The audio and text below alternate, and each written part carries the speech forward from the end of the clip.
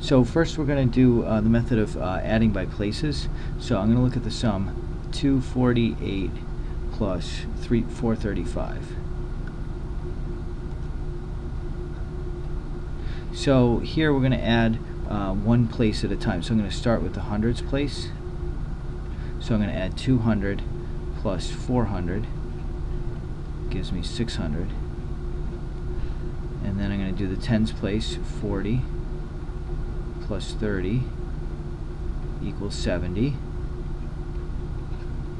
And then I'm going to do the ones place, 8 plus 5 is equal to 13.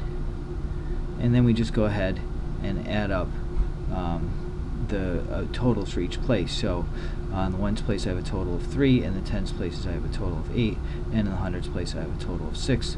So 683 is my final answer.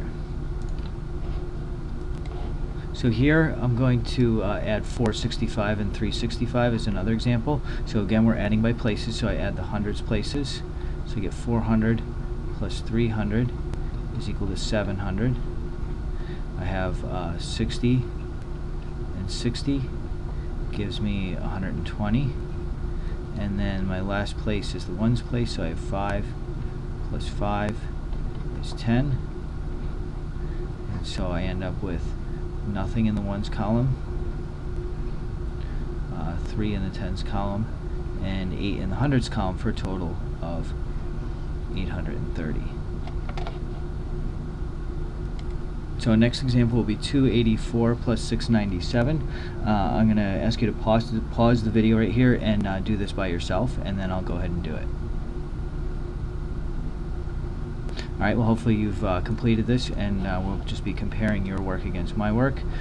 So I've got 200 plus 600, that gives me 800, and then 80 plus 90 is